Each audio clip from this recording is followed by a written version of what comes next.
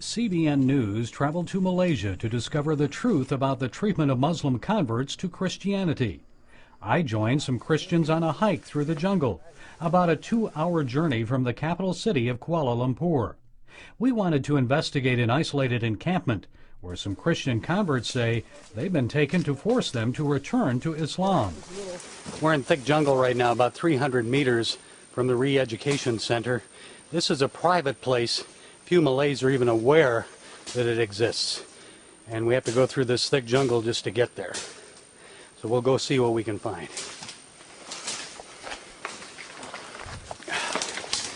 Maneuvering through vines and over ravines is a bit treacherous. As darkness approaches, we use a machete to clear a path. We risk possible arrest if detected.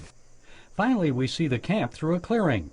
The Malay government calls these facilities retreat centers. Muslims willingly come here to strengthen their faith.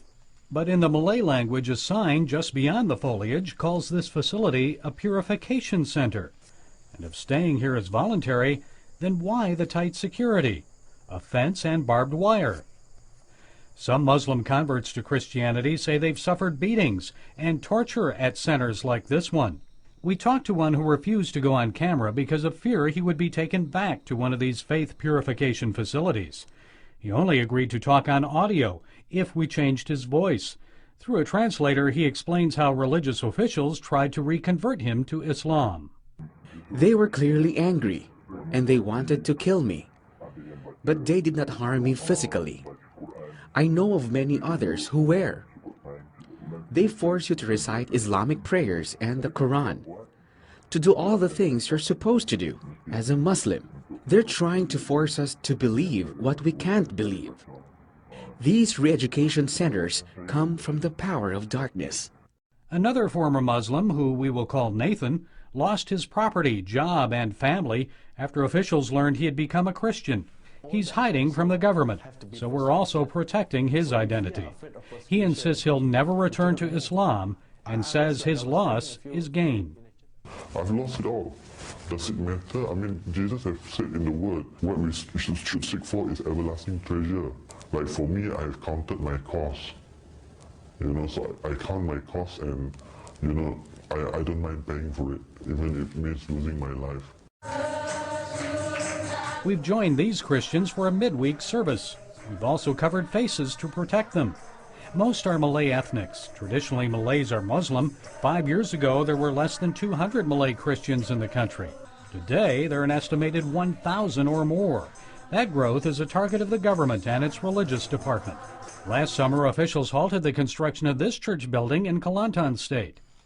The religious department head said this place is a Muslim place, and the people here are all Muslims, so you have no right to come in and evangelize the people here. Pastor Lazan says most locals here are not Muslims. Those who have become Christian need a church building. We have been gathering in houses and sometimes under trees, but we wanted to have our own place for worship. But I believe no matter what the cost we have to pay as Christians here, our people will be followers of Jesus. And that belief has inspired many Malay Christians to share their faith with others. I joined several evangelists as they fed the hungry and prayed for the sick.